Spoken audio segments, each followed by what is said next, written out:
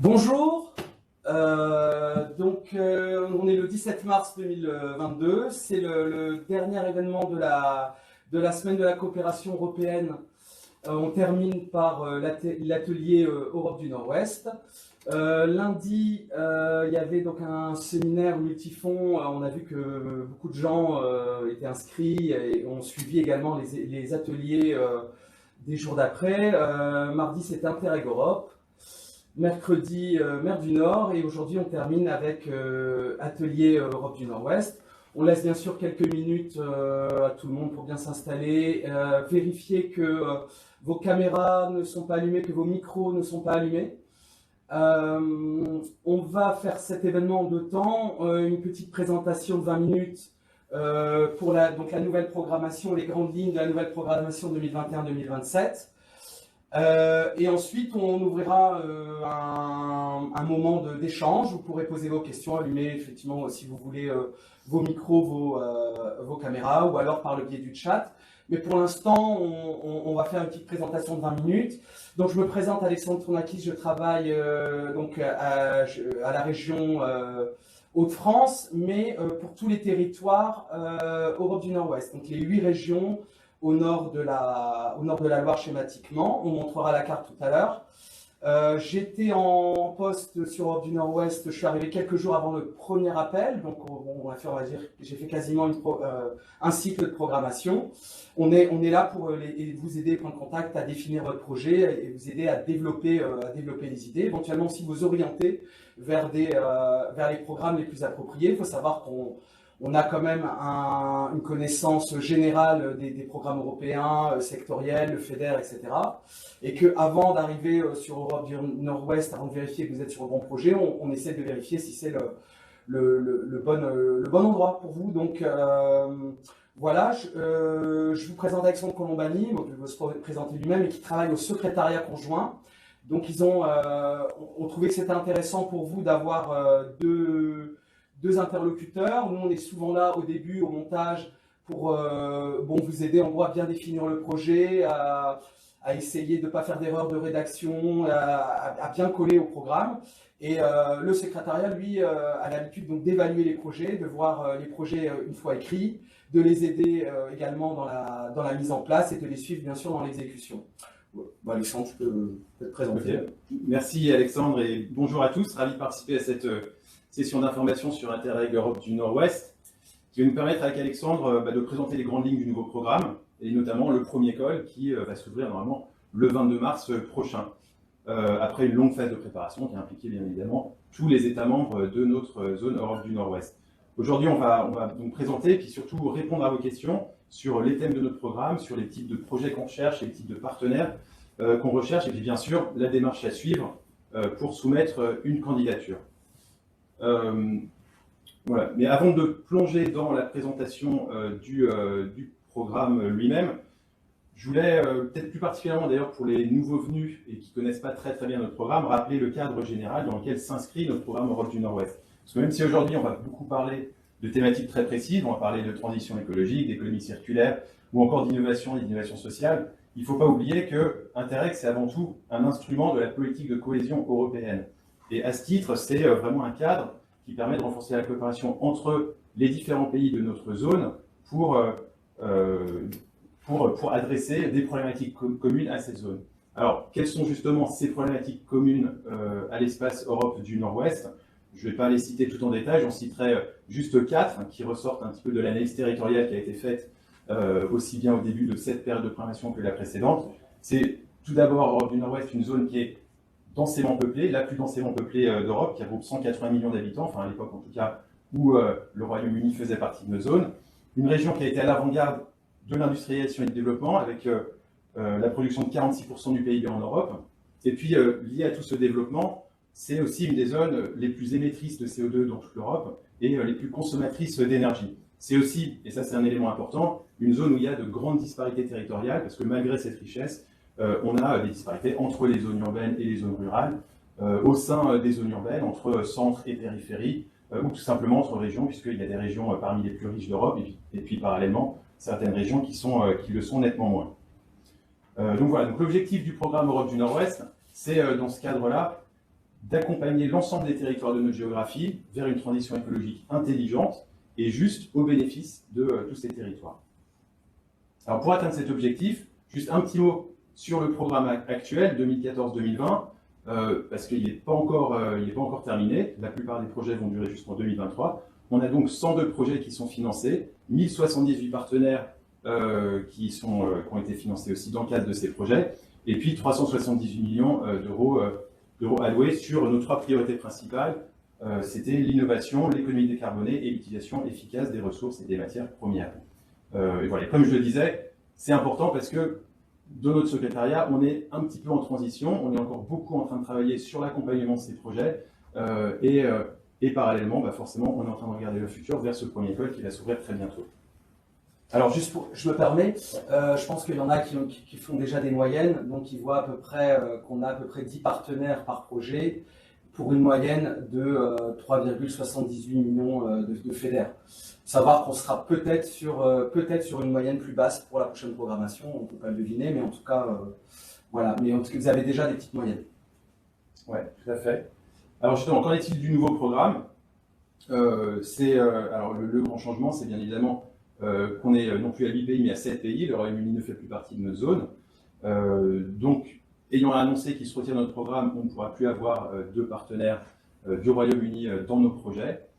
Le budget, il est certes en baisse, puisqu'on est maintenant à 310 millions d'euros RDF, mais c'est une baisse finalement relative qui a été en partie compensée par la contribution plus importante de certains autres États membres, ce qui prouve, et on peut s'en satisfaire, du fait que les États membres trouvent un grand intérêt à notre programme malgré tout.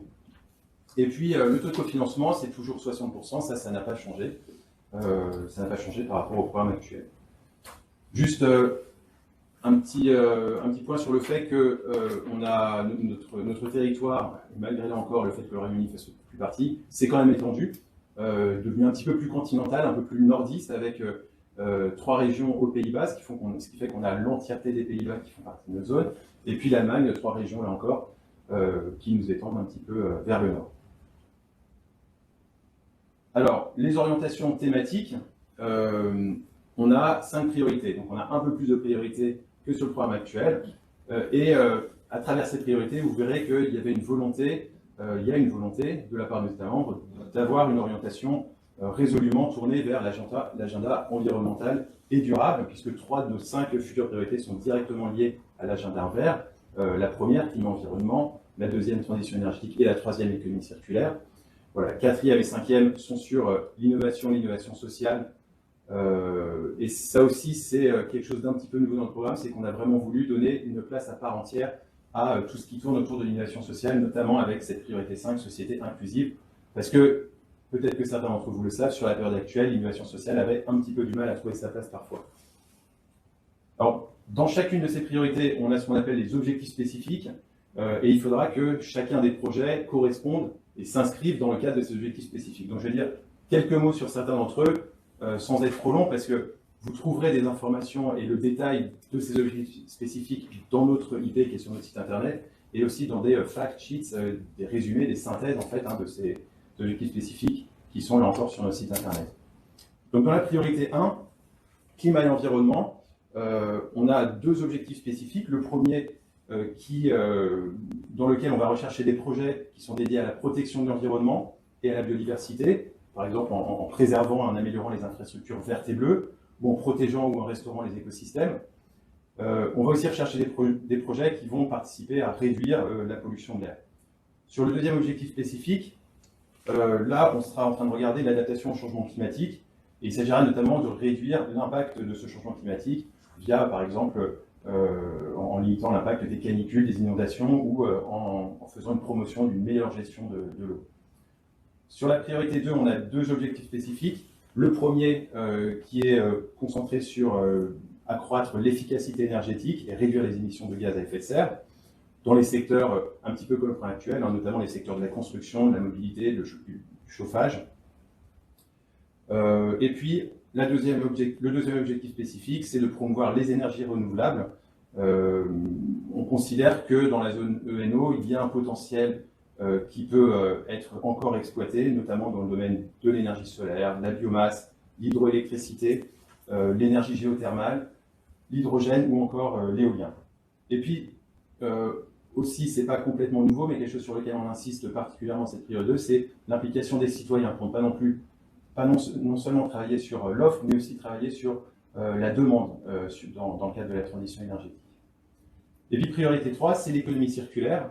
Voilà, on n'a qu'un seul objectif spécifique. Là, il s'agira vraiment de soutenir les projets qui visent à optimiser les produits, les composants, les matériaux, notamment avec des approches systémiques, holistiques, et l'efficacité des ressources, l'éco-conception, la gestion des déchets, le recyclage seront des thèmes importants sur cette priorité. Voilà, j'en viens aux priorités donc plus orientées sur l'innovation sociale. C'est tout d'abord la priorité 4, innovation et résilience, dans lequel on a un seul objectif spécifique, où il s'agira là d'améliorer la résilience territoriale par l'innovation. Alors qu'est-ce qu'on veut dire par là? C'est avant tout de combler les lacunes en matière d'innovation entre les différentes régions, de réduire les disparités à ce niveau-là, via notamment une meilleure connaissance ou un meilleur accès aux nouvelles technologies, aux outils numériques. Un meilleur accès des citoyens aussi aux données et aux services. Et enfin, dans la priorité 5, société inclusive, qui est d'ordre là résolument plus social, on a 3 axes qui sont relativement différents les uns des autres. Le premier, c'est l'amélioration de l'accès au marché du travail. Le deuxième, il s'agit de réduire les disparités de santé et d'accès aux soins de santé. Et puis le dernier, ça c'est complètement nouveau puisqu'on touche à la culture et au tourisme, mais il s'agit là de soutenir des projets pour une culture et un tourisme durable, équilibré à travers les territoires et qui peut contribuer à l'inclusion sociale, notamment par exemple avec l'implication de personnes vulnérables.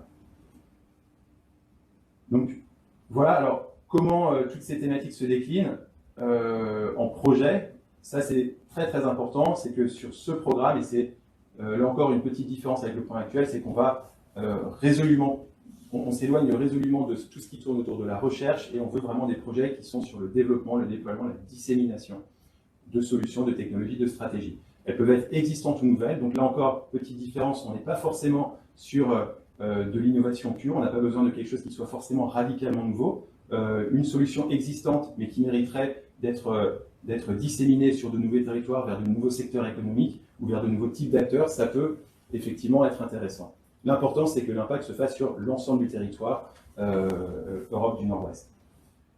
Alors, par rapport, on a des indicateurs pour nos réalisations, des indicateurs de réalisation dont vous devrez tenir compte, et je pense que c'est important de les citer à ce stade, parce que vos projets vont devoir les prendre en compte. Voilà, les types d'activités, il y en a 3.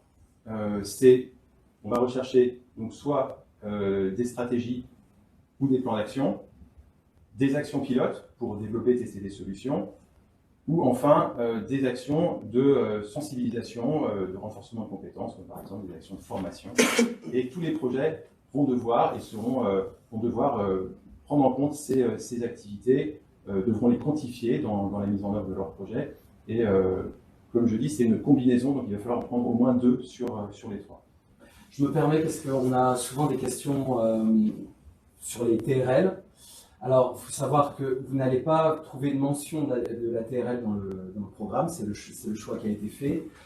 Mais si on reprend, donc la TRL, c'est l'échelle de proximité du marché, en fait, de mise sur le marché d'une technologie en cours de développement. Et avec 2-3 clics, vous pouvez retrouver cette échelle. Il faut savoir que nous, globalement, on va attendre d'un projet qu'il arrive en TRL 7 ou 8, quoi. En arrivée, quoi. Donc, il faut sortir du laboratoire et pas qu'à la toute fin du projet, quoi. Donc, on a une légère avancée. On se rapproche un peu plus de la faisabilité du marché que de la précédente programmation. Ça ne veut pas dire qu'on n'y était pas lors de la précédente programmation, mais il y a certains projets qui étaient très orientés recherche qui auront un peu plus de mal. Oui, tout à fait. Tout à fait. Alors, juste pour finir, je vois qu'on a déjà des questions, donc on y répondra juste après. Mais juste pour finir, pour donner un petit peu un exemple là, par rapport à ces types d'activités, je voulais reprendre un projet actuel, le projet mené par la ville de Lyon, le projet Chic, qui pourrait éventuellement correspondre. Lille. Comment ? T'as dit Lyon ? Ville de Lille, pardon, c'est la ville menée par la ville de Lille, qui pourrait correspondre au programme futur, au programme actuel maintenant, puisque justement il prend en compte ces différents types d'activités. Il s'agit donc du projet CHIC qui vise à démontrer la viabilité des modèles des Community Land Trust, c'est-à-dire organismes de foncier solidaire en Europe. Et alors cette démonstration elle se faisait via des sites pilotes en investissant dans 4 CLT à Bruxelles, à Gand, à Londres, à Lille. Donc on a vraiment cette activité site pilote. Et puis parallèlement, il y avait de nombreuses activités de sensibilisation des décideurs nationaux européens pour créer l'environnement favorable au développement des CLT. D'ailleurs, ça s'est tellement bien passé, et c'est vraiment un projet qu'on prend souvent en exemple, qu'à l'issue, ils avaient comme objectif d'avoir 66 CLT lancés d'ici la fin de leur projet, et finalement, ils en sont à quasiment 150. Donc voilà, un projet que vous pouvez retrouver sur notre site internet, mais ça vaut le coup pour avoir une idée un peu concrète de ce qu'on pourrait attendre sur cette future période de programmation. On peut peut-être répondre à la question. Oui, tout à fait. Donc on a une question de Marie Henron. J'ai l'impression qu'on retrouve les mêmes thématiques sur les différents dispositifs Interreg, notamment concernant la résilience et les énergies renouvelables. Comment choisir le dispositif le plus approprié? Conseillez-vous de proposer le même projet sur plusieurs dispositifs Interreg? Non, on ne vous conseille pas de proposer le même projet sur plusieurs dispositifs Interreg. Vous avez fait le bon constat, puisqu'on dépend des priorités de la Commission. Donc, on va retrouver quasiment tout le temps, à 80% dans certains programmes, les mêmes priorités. Il faut savoir que la zone, déjà, est différente. Donc, la zone de partenariat, elle est différente. Le diagnostic aussi n'est pas forcément le même en fonction du programme sur lequel vous êtes, puisque on est censé faire un diagnostic partagé et avoir le partenariat idéal. Donc c'est à vous de trouver aussi, en fonction d'autres critères bien sûr également, mais en fonction aussi du partenariat, de l'avancée en TRL et d'autres critères dont je vais parler après, de voir quel est le programme le plus approprié. Il faut savoir que justement, l'expertise des points de contact là-dessus peut vous être pertinente. On voit aussi en fonction des projets qui ont été montés, par exemple en cours de programmation, on peut sentir que par exemple telle thématique est bienvenue, ou alors elle a déjà été plus ou moins traitée par 2-3 projets, que ça va être un peu plus compliqué, au contraire ça va être pertinent de s'articuler par rapport à des projets qui ont déjà été financés. Donc par contre, ne déposez pas le même projet sur plusieurs dispositifs, ça c'est pas possible.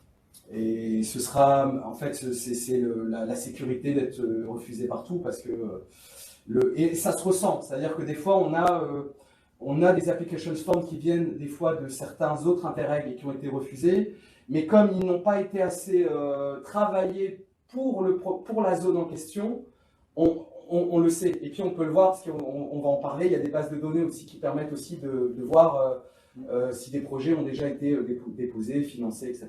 Oui, tout à fait. Oui, donc, juste pour rajouter, effectivement, comment faire un peu la différence, c'est tout d'abord, ce qui est très important, surtout en step 1, c'est d'identifier un besoin spécifique au territoire concerné, donc au territoire nord-ouest européen. Donc ça, c'est vraiment et a priori, là, déjà, vous pourrez trouver quand même certaines différences entre les différents programmes Interreg. Puis après, deuxièmement, c'est de trouver le partenariat pertinent. Une fois que vous avez fixé le challenge que vous voulez adresser, que vous avez établi votre objectif, vous allez identifier les partenaires dont vous avez besoin, et ces partenaires, vous les trouverez sur certains territoires et pas d'autres, et ça devrait normalement vous aider aussi à vous guider vers un programme particulier. Voilà, on va peut-être échanger de place pour... tu prends la suite de la présentation. Ça va quand même. Donc on va passer à la deuxième phase, c'est les conseils aux porteurs et les généralités, on va dire, vous concernant. Tout d'abord, je pense que une des questions qui revient les plus souvent, c'est les acteurs éligibles. Alors c'est simple, tout le monde. Tant que vous êtes une personne morale, donc pas un citoyen bien sûr. Ça peut être donc des collectivités locales, des universités, des ONG, et de manière générale, tout ce qui est privé non lucratif, et enfin les entreprises, quelle que soit la taille en principe. On aime justement avoir des projets équilibrés. Donc le but, c'est pas forcément d'avoir on parle de quadruple hélice parfois, il ne faut pas se forcer à forcément avoir les 4 types d'acteurs si ce n'est pas pertinent sur la thématique sur laquelle vous travaillez. Des fois, ça l'est. Et il faut savoir, on va en parler, qu'on a aussi différents types de modes de participation. Donc on peut avoir notamment, je conseille régulièrement que les ONG, par exemple des lobbies européens, des associations françaises, etc., qui n'ont pas forcément les moyens d'intervenir sur un projet, soient partenaires associés, parce qu'elles ont des bons carnets d'adresses, elles peuvent disséminer les actions des projets à beaucoup d'acteurs qui peuvent compter. Donc voilà, tout le monde est éligible. Vous pouvez être effectivement chef de file, lead partner, c'est-à-dire dépositaire du projet, à condition d'être une organisation publique ou privée à but non lucratif, c'est-à-dire à contrario, vous ne pouvez pas être chef de file si vous êtes une entreprise. Voilà. Par contre, vous pouvez être partenaire, donc tout ce qu'on a dit avant, vous pouvez être partenaire de projet ou partenaire associé. Partenaire associé, en gros, vous participez à des réunions de travail, vous pouvez être invité à des événements et voir et disséminer en échange. On demande quand même un peu de communication et ça permet aussi, notamment aux néophytes ou aux petites structures, d'être intéressés par des projets Interreg. Et on voit régulièrement, et nous ça nous fait très plaisir quand on a des projets en cours. On voit, je vais citer 2 exemples, le projet Upstro ou le projet Fibersort, où quand j'allais sur des salons sur le terrain, je voyais beaucoup de gens qui étaient au courant de ces projets-là et qui auraient voulu peut-être même juste être partenaires associés, c'est-à-dire juste être au courant du projet, être dans les groupes de travail, peut-être, voir un peu. Mais on sait et on voit qu'il y a des projets qui parlent à des filières, quoi. Donc, dont les 2 exemples. Donc, Upstro, c'était sur la construction en paille et Fibersort sur le recyclage dans le textile. Quels territoires sont éligibles? Il faut minimum 3 partenaires de 3 pays différents, au moins 2 partenaires de la zone Northwest Europe.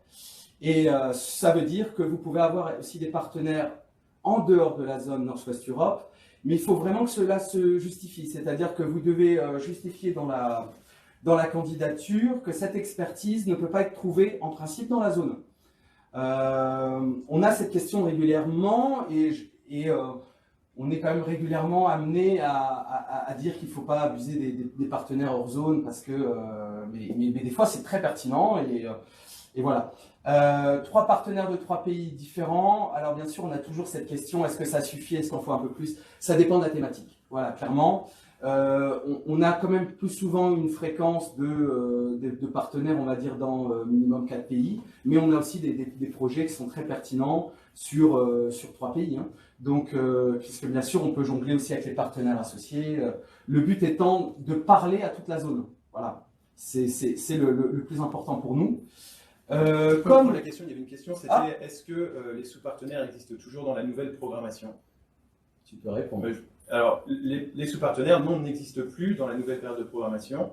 Vous allez le voir dans notre manuel du programme qui sera disponible à partir du 22 mars. On n'a que les catégories que Alexandre vient de citer. C'est vraiment le principal objectif, c'est de simplifier un petit peu nos manières de fonctionner, la simplification administrative.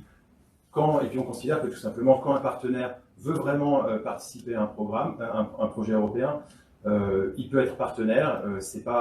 Voilà, ça change pas grand-chose, c'est pas tellement plus compliqué d'un point de vue administratif, et le résultat est à peu près le même. Donc voilà.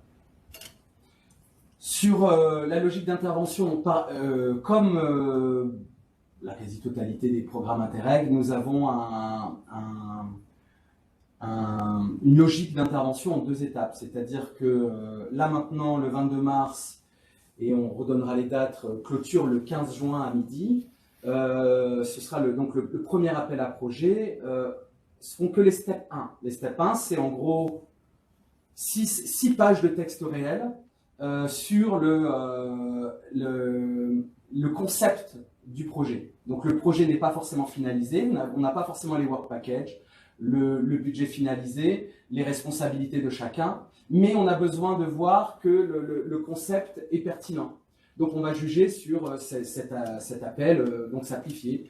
C'est pour ça qu'on a mis en question élémentaire le problème identifié sur le territoire, ce qui demande quand même un certain travail, puisque on a beaucoup d'acteurs qui viennent avec une problématique locales parfois, et ils ne sont pas forcément au courant, ils n'ont pas forcément fait encore ce travail de recherche vis-à-vis de l'étranger pour voir comment ça se passe déjà de l'autre côté de la frontière. Donc, dans tous les cas, quand vous venez avec une idée, une demande de financement, une recherche de financement, on vous invite à regarder un peu comment ça se passe aussi dans les autres pays, de manière à établir un diagnostic pertinent. Dans quel pays ils sont avancés, dans quel pays on est moins avancé, de manière à aussi écrire un narratif, comme on dit, c'est-à-dire écrire une histoire, parce que, comme Alexandre l'a dit au début, Interreg, c'est aussi une question de cohésion, donc de rattrapage de certaines inégalités. Ce problème est-il commun à l'ensemble de la zone? Je pense qu'on en a bien parlé aujourd'hui. La thématique fait-elle partie des priorités du programme? On en a parlé également. Comment puis-je résoudre ce problème avec quel acteur clé? Quels sont les résultats attendus? En deuxième étape, on a donc en général dans les 2-3 mois un comité qui se réunit, qui dit oui ou non. Et ensuite, on va travailler sur le dossier finalisé en deuxième étape, donc un dossier qui va comprendre le work package, le budget, etc. Pas de question, ça va, je croyais. Et vas-y. Juste rajouter sur cette procédure en 2 steps, il ne faut vraiment pas, et je pense que tu vas y revenir un peu plus tard, mais il ne faut vraiment pas sous-estimer l'importance du step 1, parce que même si effectivement le dossier est plus court, tu as dit 6 pages, les vraies questions, les questions qui vont structurer le step 2, c'est à ce moment-là qu'elles se posent. Et si elles sont mal posées en step 1, le step 2 sera difficile, voire impossible à mettre en œuvre. D'ailleurs, peut-être que vous ne passerez même pas en step 2 dans ce cas-là. Donc le step 1, il faut vraiment prendre le temps de réfléchir à ces questions. Quel est le challenge sur le territoire? Quels sont les partenaires, les principaux partenaires dont je vais avoir besoin? Et est-ce que mon idée convient réellement, parfaitement à l'objectif spécifique et à la thématique du programme qui est envisagé? Il faut savoir que quand on commence à échanger avec des porteurs, on peut mettre 1 an, voire 1 an et demi avant de déposer un step 1. Et c'est souvent ces projets-là qui ont plus de chances parce qu'ils ont été mûris. Il y a eu beaucoup d'échanges, on a fait bien le tour du sujet, et après, entre guillemets, je dirais le plus dur est fait. Après, c'est barbant, c'est pas forcément amusant de travailler sur les work packages, etc. Mais la mise en œuvre. Le step 2, c'est la mise en œuvre du step 1, c'est le déroulement du step 1. La fausse bonne idée, c'est de déposer vite un step 1. Ça, c'est, vous gagnez pas de temps, probablement vous en perdez en fait. Donc, mais bon, voilà, on est là aussi pour vous dire c'est le bon moment ou c'est pas le bon moment. C'est tout la valeur ajoutée des animateurs. Voilà, qu'est-ce qu'un bon projet à peu près, oui. Alors, on a une question sur le nombre de pages en step 1 et step 2. En texte réel, je dirais un step 1, ça fait entre 6 et 8 pages en texte réel, puisqu'après, il y a 1 page par partenaire. Donc, sur le texte même, c'est 6-8 pages. Et le step 2, ben, on est sur du 100 pages, hein, on va pas se mentir. Mais, on peut en parler. On a des tentatives de simplification pour cette nouvelle programmation. Ouais. Certains work packages qui vont être transversaux. Et bien sûr, on est très très content pour vous et pour nous aussi. En fait, juste, oui, en step 1, bon, c'est à peu près ça. C'est difficile à dire parce que pour l'instant, on n'a pas encore réellement rempli une application de forme, mais effectivement, on est sur une petite dizaine de pages. Et en step 2, je pense que ça devrait être un petit peu plus court que dans le programme actuel. Centaines de pages, ça me paraît vraiment être le maximum qui serait envisagé. On a quand même moins de work package obligatoires, on n'a plus de work package management, on n'a plus de work package communication. Effet à long terme non plus. Tout ça, c'est des questions qui sont abordées de manière transversale, donc normalement, ça devrait être quand même un peu plus léger que dans le programme actuel. En tout cas, ça a été vraiment la volonté du secrétariat des États membres de simplifier au maximum, de rendre la vie le plus facile possible pour les candidats. Vous l'avez compris, les points de vigilance, on insiste vraiment à ne pas sous-estimer le temps nécessaire pour monter un projet step 1. Et on a notamment ce problème-là régulièrement quand on n'a pas travaillé en amont et quand on n'a pas, en gros, un projet qui a été écrit 2 semaines à l'arrache vraiment avant le step 1. On a souvent un problème de pédagogie. C'est-à-dire, il faut savoir que vous n'avez pas des experts en face de vous. Et l'essentiel du travail est quand même de rendre le projet compréhensible et intéressant pour les évaluateurs. Donc, ce n'est pas forcément la dimension scientifique qui va importer, puisque contrairement à H2020, vous avez une expertise qui va se faire par le biais d'experts du sujet. Là, ce n'est pas le cas. Donc, on est là aussi et ça demande un gros travail pour vous aider et vous inciter à avoir un discours de vulgarisation. Pourquoi candidater à Interreg Eno ou Interreg de manière générale?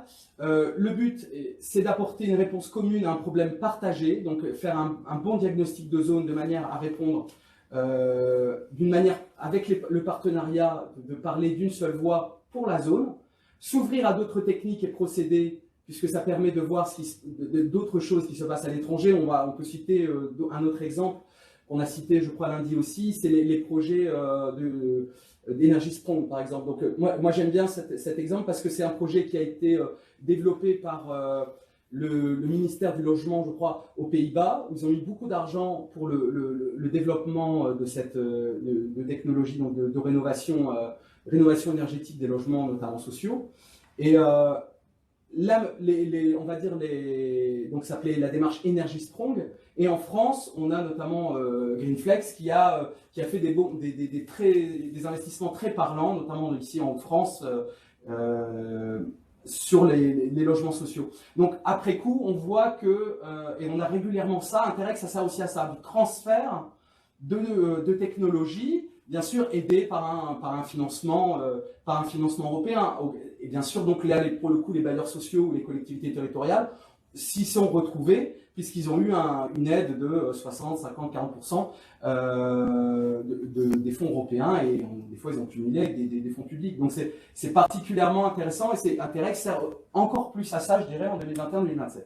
Acquérir des compétences et de la rigueur en montage, gestion de projet, on le voit, candidater à des projets européens, ce n'est pas fun, mais ça apporte beaucoup sur le long terme. On voit des montées en compétences, des gens qui vont sur H2020, qui vont faire du live, qui vont candidater à d'autres projets parce qu'ils ont acquis de l'expérience et de l'habitude.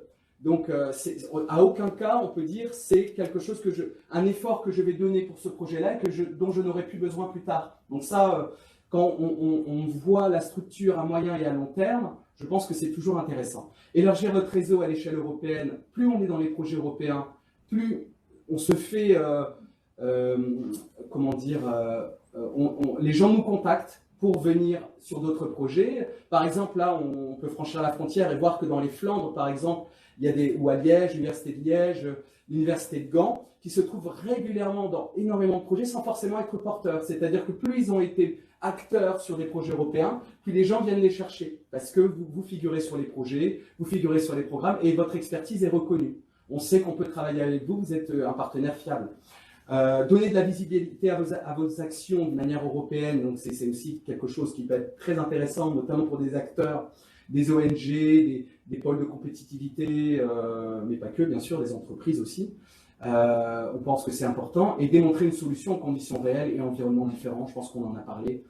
Les investissements sont très bien vus sur Interreg Europe du Nord-Ouest. Oui, donc pour finir, le processus et le planning prévisionnel, on a déjà un petit peu parlé. Je vous ai déjà dit en introduction que c'était l'aboutissement d'un processus assez long, de plus d'un an, 1 an et demi de nos États membres, d'aboutir à ce programme. Donc l'ouverture de ce premier appel à projet, l'ouverture officielle, parce que vous avez déjà vu probablement sur notre site internet un certain nombre de documents qui sont disponibles, ça aura lieu le 22 mars. Donc le 22 mars, notre manuel du programme avec vraiment toutes les explications sur la manière dont vous pouvez postuler et ce dont il faut tenir compte pour postuler. Ça sera disponible ce jour-là en ligne sur notre site internet. Et puis on aura aussi le JEMS, c'est le Joint Electronic Monitoring System, c'est-à-dire le système sur lequel vous allez devoir rentrer votre application form. Ça, je pense qu'on ne l'a pas encore dit, mais c'est très important. La soumission d'une candidature, ça se fait que en ligne et ça se fait que par ce système JEMS, qui sera donc disponible et sur lequel vous pourrez commencer à travailler à partir du 22 mars. La clôture du Step 1, c'est le 15 juin à midi pile. C'est très important, le midi pile. On a souvent eu des candidatures qui arrivaient à midi 01, 05. Malheureusement, on est obligé d'être extrêmement strict là-dessus. Donc, on vous conseillerait vraiment de soumettre la veille ou l'avant-veille, enfin de vraiment tenir compte de ce délai extrêmement strict. On a eu beaucoup de grandes déceptions liées à ces règles un petit peu strictes. Et puis, voilà, comme Alexandre l'a dit, on a à l'issue de ce step 1 notre comité de suivi des États membres qui va prendre des décisions sur les projets approuvés. Et ceux qui passent en step 2 ont donc une période de développement qui va durer jusqu'à décembre, le 15 décembre pour être précis. Le 15 décembre, ça sera la soumission du step 2. Et alors c'est la partie prévisionnelle. Normalement, on a notre décision du comité de suivi en février 2023, ce qui veut dire que concrètement, vous pouvez lancer vos activités de projet dès que la décision est prise par le comité de suivi. Donc voilà, dans votre planification, vous pouvez envisager ça. Au mieux, si tout se passe bien et que vous êtes approuvé en step 1 et en step 2, vous pourriez commencer vos activités en février-mars 2023. Voilà, c'est le suivant. Voilà, et puis... Alors là, on a une question de Le Havre Seine Métropole. On va y répondre sur cette slide. D'accord. La question, c'est d'être partenaire. Oui, alors, donc voilà, vous préparez votre dossier de candidature. Il y a un certain nombre d'éléments. Sur ce slide, ça sera un slide, je pense, important pour vous parce qu'on va vous envoyer cette présentation. Il y a des liens derrière chaque mot en gras. Alors, le lien vers le programme Interreg, vers les fact sheets, donc c'est-à-dire c'est des synthèses un petit peu de ce qu'on attend sur chacun de nos objectifs spécifiques, ça peut vous aider. Bien évidemment, se mettre en lien avec le point de contact Europe du Nord-Ouest. Pour la France, c'est Alexandre Tournakis. Donc ça, c'est vraiment très très important. Voilà, moi, je le répète, dans tous les pays, étant coordinateur des points de contact, c'est absolument fondamental. Les projets qui choisissent de ne pas faire appel au point de contact, en général, s'en sortent quand même nettement moins bien. Donc c'est vraiment un service que notre programme offre et à vous d'en profiter. C'est pas seulement pour trouver de l'information, c'est aussi pour vous faire accompagner dans le développement de vos projets en step 1 et en step 2. L'occasion peut-être de dire qu'un deuxième point de contact va bientôt arriver. Il sera localisé en région Grand Est. Voilà, je pense que c'est dans les mois qui viennent. Voilà. Alors ensuite, et ça répondra à la question qui est posée sur l'ambition d'être partenaire. Ça, c'est une nouveauté dans le programme. On a un NWE Online Community. Alors, je ne sais pas si on peut cliquer sur ce lien, si ça va nous permettre d'y accéder. Ça permettra juste de voir un petit peu à quoi ça ressemble. En tout cas, c'est une communauté en ligne, une plateforme en ligne qui permet aux porteurs de projets qui ont des idées de projet. Ah, bah si, voilà, ça marche. Non, ça marche sur Instagram, mais ça marche pas sur le. Est-ce qu'il le voit, il ne le visualise pas? Non. Bon, tant pis. En tout cas, c'est une plateforme en ligne qui vous permet de faire savoir que vous êtes intéressé de rejoindre un partenariat. Pour ceux qui veulent être chef de file, ça vous permet de déposer votre idée de projet et de faire un appel à des partenaires. Donc voilà, c'est vraiment une plateforme de réseautage, une plateforme de recherche de partenaires qui peut s'avérer très très efficace. On a un autre programme Interreg qui l'utilise, ils en sont très contents, ils l'ont lancé déjà il y a plus d'1 an. Nous on l'a lancé il y a 1 mois, donc c'est encore assez jeune, mais on a déjà une petite douzaine d'idées de projets qui sont sur ce site, et puis 170, 180 différentes organisations qui se sont inscrites. Donc voilà, vous cherchez un partenaire, vous voulez vous faire connaître, inscrivez-vous sur ce site. Voilà, enfin, le programme manuel, j'en ai parlé. Et puis surtout, on a un événement, alors là, ça ne sera pas un événement région de France, mais un événement Interreg Nord-Ouest Europe qu'on organise le 31 mars. On ira encore un petit peu plus loin dans la présentation du programme, et puis notamment quelques explications justement sur ce programme manuel qui sera sorti, sur la manière dont vous pouvez déposer des candidatures sur cet outil GEMS. Donc voilà, on vous invite aussi à vous inscrire. Tout ça, vous pouvez trouver sur notre site. Il y a une rubrique Future Program. Vous allez dessus et vous trouverez l'ensemble de ces documents. Il est très synthétique, c'est très bien fait. Honnêtement, je trouve qu'on gagne beaucoup de temps à aller directement sur Future Program. C'est particulièrement intéressant. Pour les événements, je voulais dire également que certaines régions sont en train de préparer également des événements donc pour les acteurs de leur région. Mais en général, bon, si vous voulez venir, je pense que vous serez bien accueillis. Le 6 mai à Rennes, je crois, il y aura en parallèle, je crois, Mer du Nord, il me semble. Le 6 mai, oui, il me semble qu'il y aura également mer du Nord et je pense espace Atlantique. Et Nantes est en train d'organiser également un événement première quinzaine de juin et je pense qu'il y aura Arc Atlantique et également Interreg Europe. Alors, on nous demande si la nouvelle plateforme est différente de l'IMS. Alors l'IMS, c'est Electronic Monitoring System. Là, le GEMS dont je parlais, c'est la nouvelle version. Donc effectivement, ça sera différent. Là encore, on a essayé de simplifier, on a essayé de le rendre un peu plus attractif, même au niveau visuel. Donc vous pourrez découvrir ça le 22, mais c'est une plateforme qui effectivement qui sera différente. Et qui n'a là encore rien à voir, auquel il y a une confusion, qui n'a rien à voir avec la plateforme de recherche de partenaires, le Online Community dont je parlais juste avant, où là vraiment, on est juste sur de la recherche de partenaires et de la promotion d'idées de projets. Voilà, on a fini la présentation un petit peu verticale, où on a essayé de prendre des questions. Et donc, bah, vous avez la parole. Si vous avez des choses, ou même des idées peut-être dont vous devriez commencer à parler, c'est à vous de voir. Comment on procède?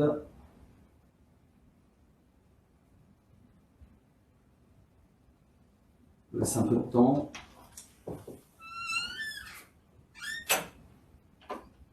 Sinon, moi je continue. Bonjour, c'est Abdel. Allez-y. C'est Abdel. Voilà, moi je voulais savoir si sur un projet qu'on avait fait River, mais sur une partie, vraiment une petite partie, si on a fait un laboratoire, mais je voulais savoir si cette idée de laboratoire peut être transformée ensuite avec des industriels, voire des commerciaux. Je parle de la transformation de CO2. Je suis désolé, mais le son n'était pas suffisant. Ouais. Tu peux répéter, s'il te plaît, Abdel? Oui, moi, est-ce que vous m'entendez là? Très bien, merci. Oui.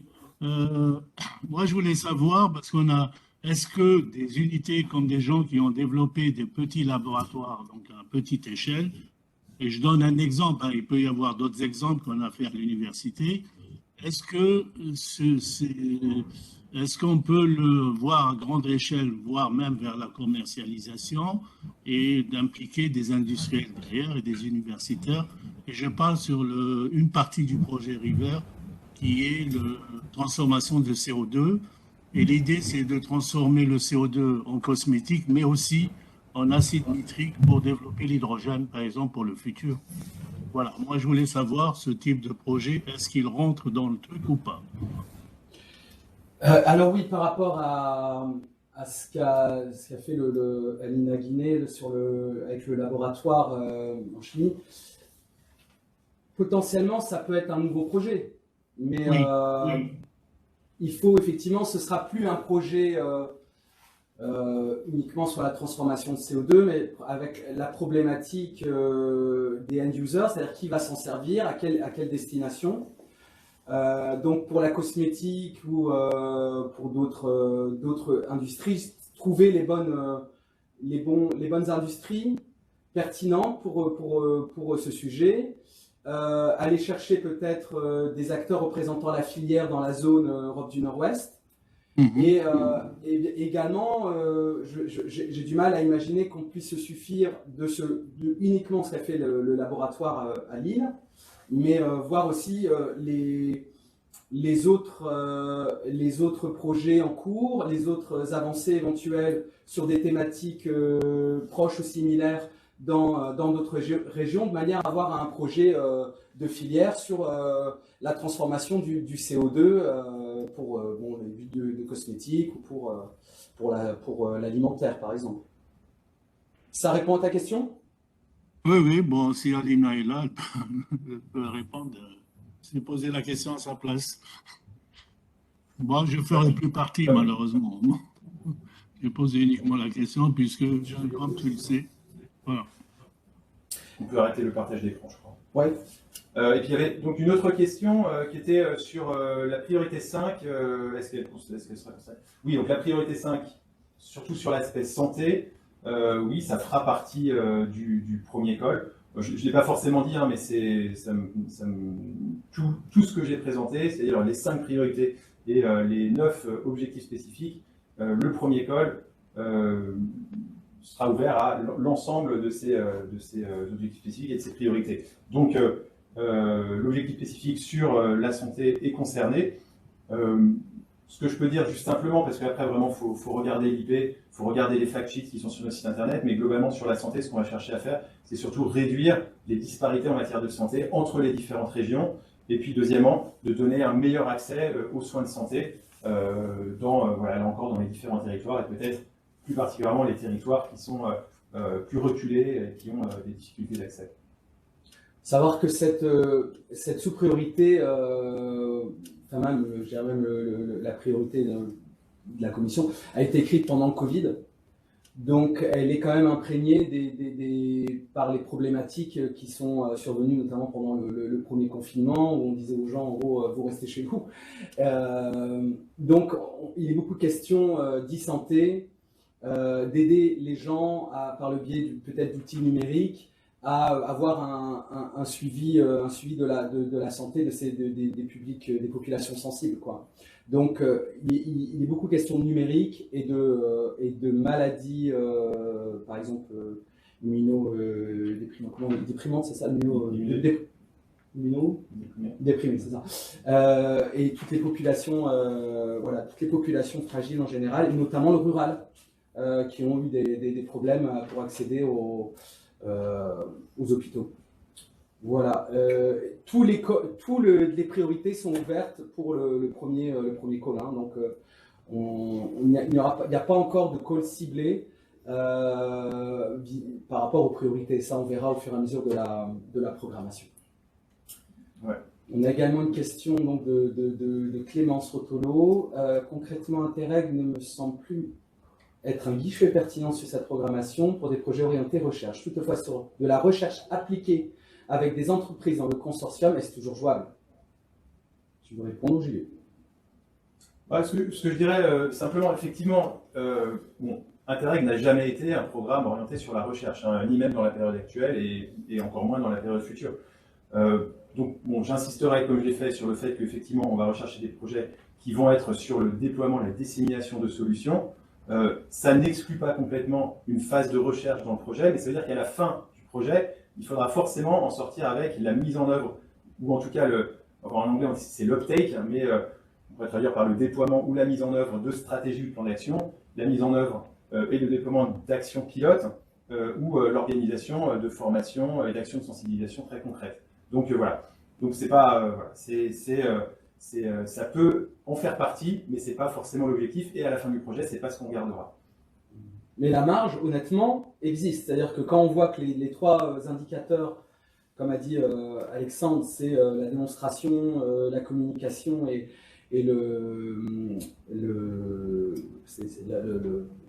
la stratégie, voilà, la stratégie qu'on voit très peu d'ailleurs sur les projets. Non, c'est la question, c'est comme je dis, c'est à la fin, c'est la TRL sur laquelle vous arrivez en fin de projet. Pour moi, la recherche appliquée a complètement encore effectivement sa carte à jouer. Coopératives agricoles sont-elles éligibles? Oui. Pas de nuance à apporter puisqu'elles sont pleinement éligibles. Si vous avez peut-être est-ce que quelqu'un vous pose une question peut-être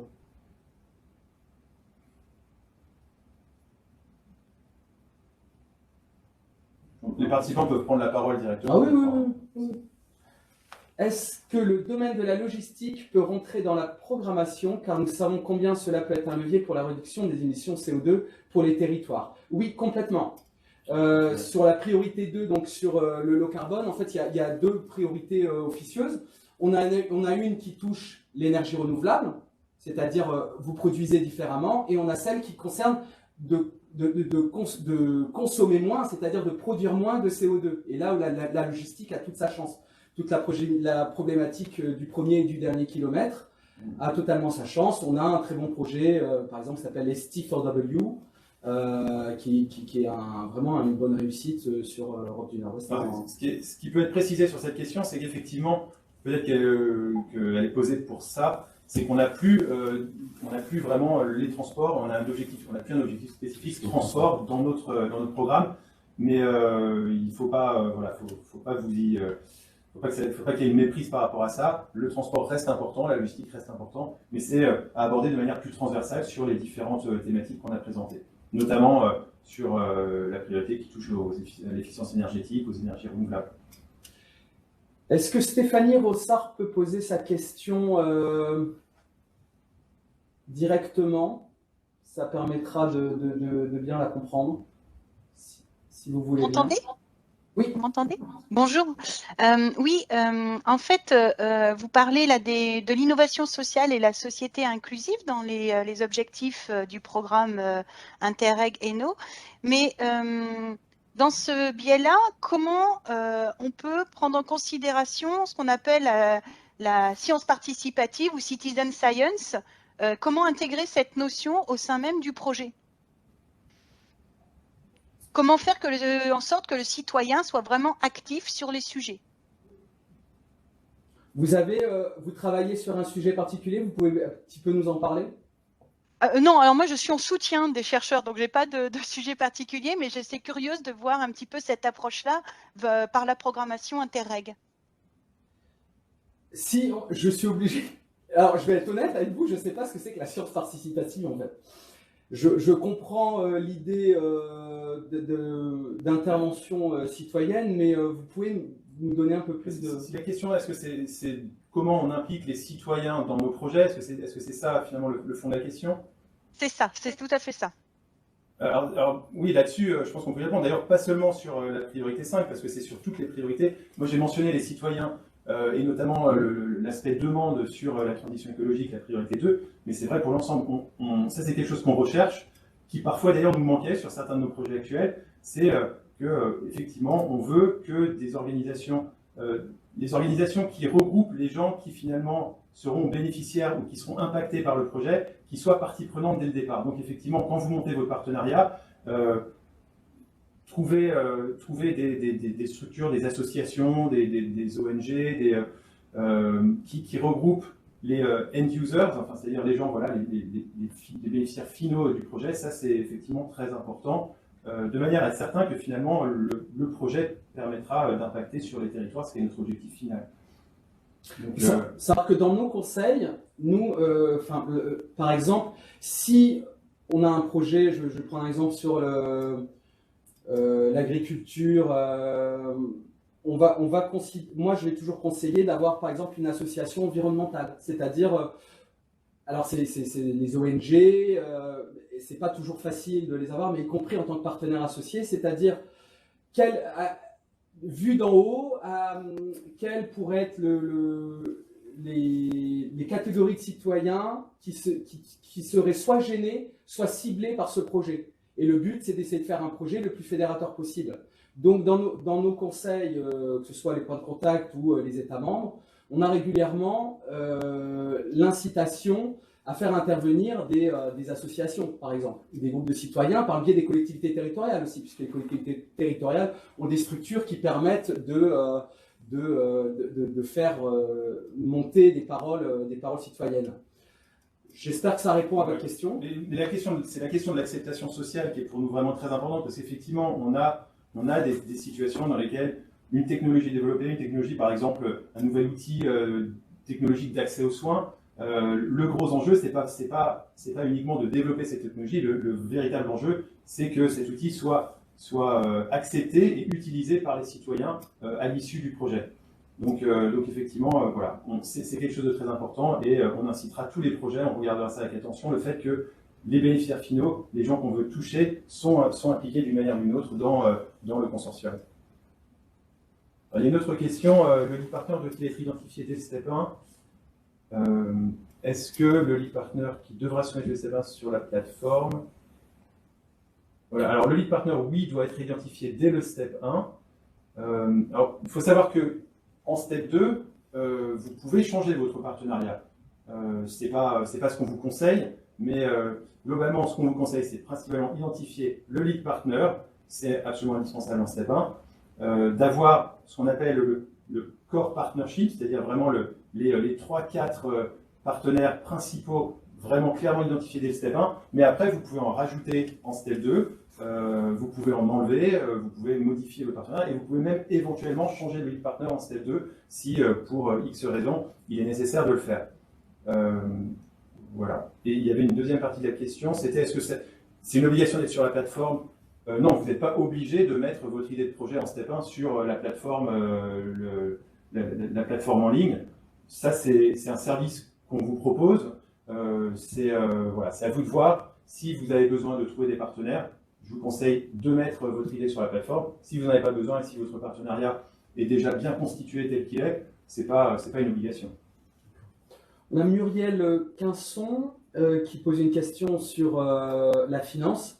Donc, vous n'êtes pas en retard. On n'a pas souhaité parler de finance aujourd'hui parce que c'est en cours de discussion. Le programme annuel va sortir le 22 mars.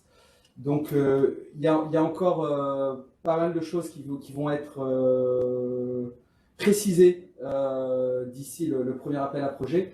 Donc, en tout cas, on s'oriente vers un peu plus de simplification. On l'espère sur le contrôle, sur les remontées de dépenses et sur les attentes, y compris en matière d'aide d'État. Voilà. Mais pour l'instant, on ne peut pas en dire beaucoup plus. C'est pour ça qu'on n'en a pas parlé.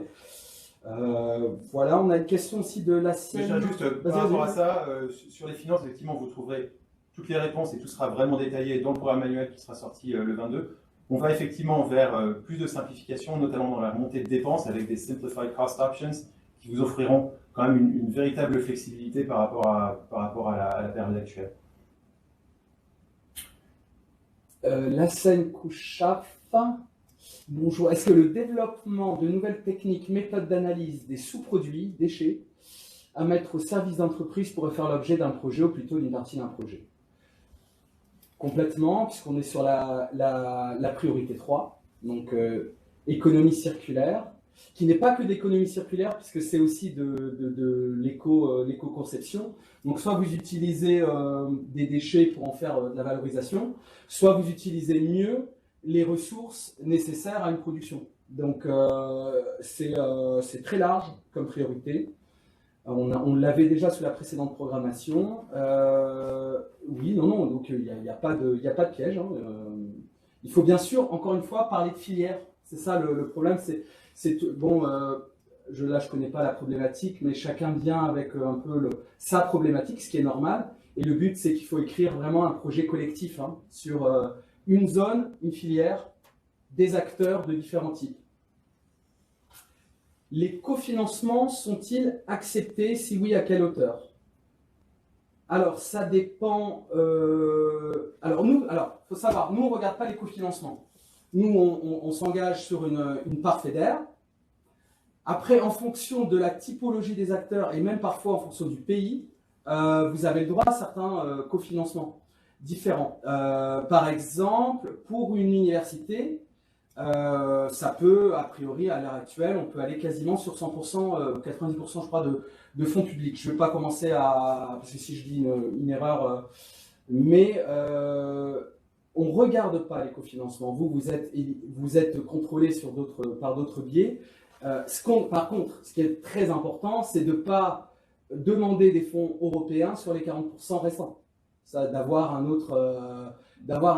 autre financement européen sur votre partie. On voit au cas par cas, ça c'est vraiment des questions, je pense qu'il ne faut pas donner des réponses générales. C'est déjà pas mal. Chambre, c'est ça, c'est le chambre. Je regarde un peu l'heure. Si vous avez peut-être quelqu'un qui veut parler d'une de ses idées ou un début d'idée, vous pouvez aussi prendre la parole. N'hésitez pas, c'est votre espace.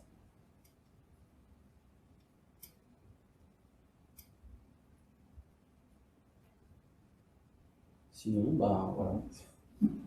Sinon, on peut arrêter là. Sur les idées de projet, de toute façon, je pense que les participants pourront prendre contact avec toi directement pour discuter de leurs idées de projet.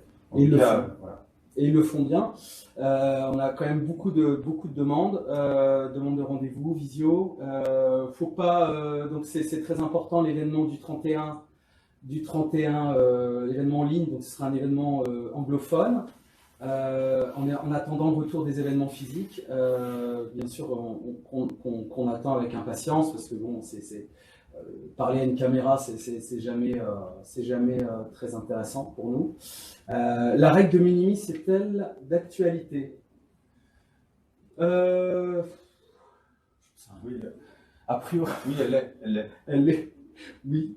J'avoue, là, moi, le financier, je suis pas encore dedans, donc j'attends encore quelques jours la parution du programme manuel pour me plonger dedans. Mais oui. Vous avez encore ces exceptions-là. En fait, tout est quand même fait en faveur des porteurs, hein, à l'heure actuelle, et de plus en plus, parce que quand même le but, c'est de bénéficier du maximum de financement, du taux de financement, sans qu'il y ait trop de contraintes, hein. Donc on va dans le bon sens, dans le bon sens, je crois. S'il n'y a pas d'autres questions, on va clore l'événement là. Il faut savoir que la semaine de la coopération européenne en Hauts-de-France continue sur les réseaux sociaux. Il y aura, je crois qu'il y a déjà la vidéo de Chic qui doit être en ligne, et puis d'autres parutions. On est effectivement là pour vous aider. Un deuxième point de contact va arriver prochainement en région Grand Est. Et événement du 31. Et voilà, on vous souhaite une bonne fin de semaine et à bientôt. Voilà, merci beaucoup. Et merci à toutes les personnes qui nous ont aidés, la com et la direction Europe et d'autres personnes. Ouais. Merci à tous. Merci à tous, à bientôt.